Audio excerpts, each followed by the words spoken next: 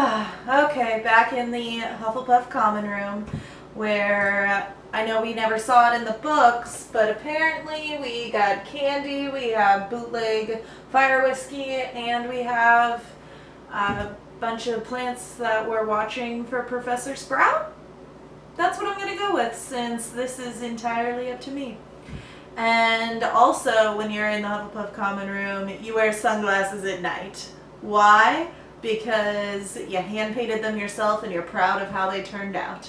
So they're yellow, hand painted yellow.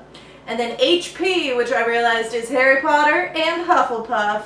I see what you guys did there. You found a way to make it your own. And then I put a little lightning bolt in the middle there because there wasn't enough black in the front for me, apparently. And then on the sides it says particularly good finder, and that's from a Harry Potter musical, which has been adopted by a lot of Hufflepuffs as fact rather than fanfic, and I am accepting of this. I find it to be quite hilarious. And the other side says just and loyal, which are the actual attributes of a Hufflepuff. However, in the park today, I was looking for some loyalty from some fellowly dressed Hufflepuffs, even though I'm not one. And you guys were, lacking. Normally I get high fives from Gryffindors and Slytherins, and definitely Ravenclaws. We have a lot more pride than I think most people realize. But you Hufflepuffs were like, yeah, when I tried to high five you for wearing yellow and black. And is it because I'm not wearing enough yellow and black? Did the white throw you off? I don't know. I don't know what happened, but hopefully next time I'm Hufflepuff, you guys help me out there. So, other than my sunglasses at night, I'm wearing a scarf around my head and neck instead of the usual 60s mod, which is like the poof and the headband. Although my tie was like a headband underneath this, and it was not working out. Apparently you put one thing on your head at a time, not two. That's why the tie is now currently right here behind me and not on my head, because I gave up. Yeah, that's me, give it up. I didn't want to do the poof today. I knew it was going to be windy, so I looked up what did people in the 60s do when it was windy, and this came up probably because they were in convertibles in all the pictures.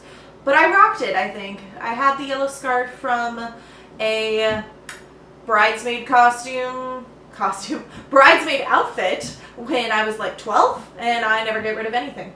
And sunglasses I found for $1 at a thrift store. The dress I stole from my mother's closet a couple years ago and never gave it back. Thanks, Mom. Told you I'd put it to good use. And the boxy squareness of it is what really makes it 60s, as well as the curvy shape and the zipper. And then I added my support Cedric Diggory, the real Hogwarts champion pin, because he was a Hufflepuff. And I wore black tights because when I left this morning it was really cloudy and cold and windy, but once I got there, of course, the sun magically came out and it was really hot. And then yellow socks. I know they don't look yellow, but they're like a butter yellow. They were at the dollar store. Let me live my life. And black shoes. I know I should have worn my Mary Janes again, but once again, I wanted to go with flats. And they're black, so they go with the color scheme. And as I've said a couple of times in these videos, wear what you want. Just wear what you want. The reason I'm picking 60s-ish is because wizards don't have to be exact. And I feel like I'm close enough. People got it if they know they're 60s at all. So hair, makeup. Ooh. It's a lot brighter in here than I thought it would be. Makeup. Yellow and black, of course. I found this kind of like step-by-step tutorial online this morning, and I'm like, I can do that, and then I don't know if it turned out well, but it was kind of fun. The eyelash clumping, that was apparently a thing, and it kind of made me look like I had teeth around my eyes all day, which was kind of cool, I guess. It's like the Venus flytrap, so herbology went back in there. Speaking of herbology, check out these mandrakes at Hogwarts. Gotta love the details they put into things. Yeah, that's about it for my 60s day. It's getting fun. I can't wait to go into more historical stuff now that I'm in the second half.